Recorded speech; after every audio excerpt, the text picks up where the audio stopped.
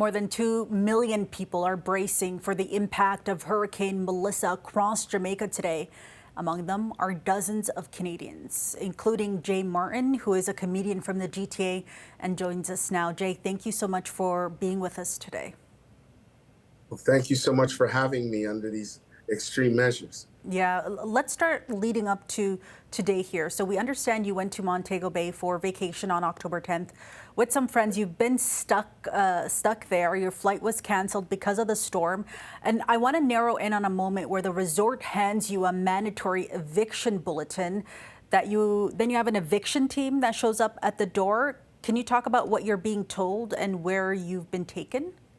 Wow, all of a sudden, to prepare for the storm, we get an eviction notice that says by 9:30, grab essentials and meet in the convention center.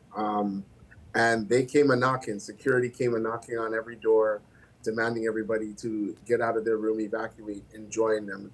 There's 500 people in the convention hall, and which are only 5 bathrooms, and they have some cots, some swimming chairs that people were to sleep on. I, for one, have sleep apnea, so I require my sleep apnea machine. And that was the only reason that I was able to stay in my hotel room, as I showed them the machine and showed that it's very important. I needed to be able to sleep at night. And that was, I think, I'm one of the few that got an exception.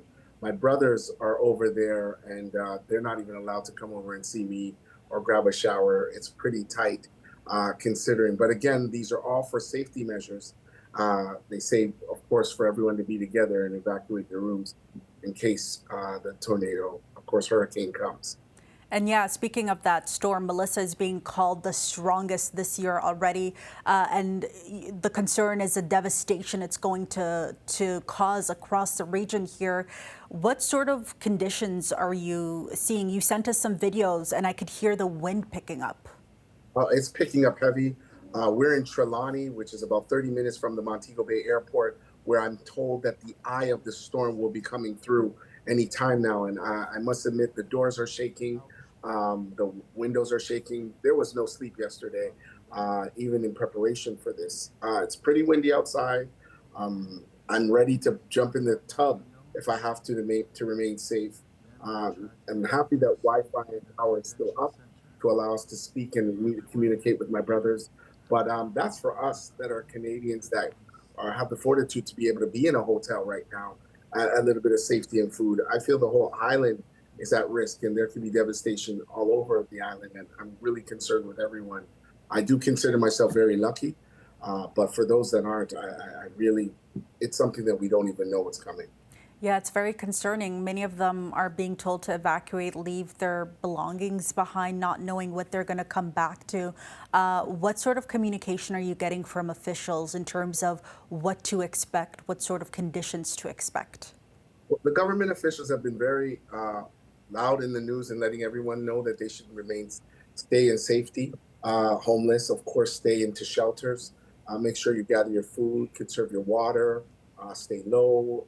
We don't know, anything like this has never happened before at this magnitude, and everyone is talking about it worldwide. Jamaica is on the map again, but the government officials have been pretty responsive in letting us know to maintain shelter, conserve energy, have lots of water on hand, and prepare for, unfortunately, the worst. And for you personally, as well as your friends, are you getting details as to at what point you could start making your way back home?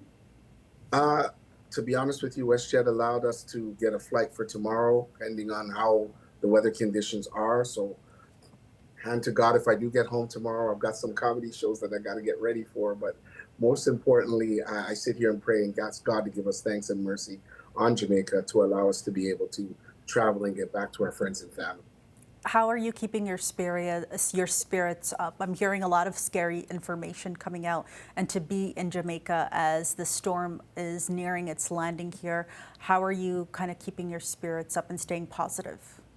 To be honest, Riza, I tell it to everyone. Jamaica has the most churches per capita in the world, and we're a praying country. My gospel Spotify list was on repeat all morning. My praise and worship is there. So that's on keeping calm. I'm writing a lot of stuff, trying to find humor where there isn't at times. That's where the best material comes out. But I'm fixed on God, and all the friends and family that have been emailing us and messaging us. We're all looking forward to those prayers, not just me and everyone. So stay focused. Our God is an awesome God, a mighty God, and we have to trust and believe that we will all get through this. So many of us are also joining you in on those prayers. We are hoping everybody stays okay, and we are thinking of all of you, J. Martin. Thank you so much for taking the time to speak with us. Please stay safe. Thank you so much. God bless.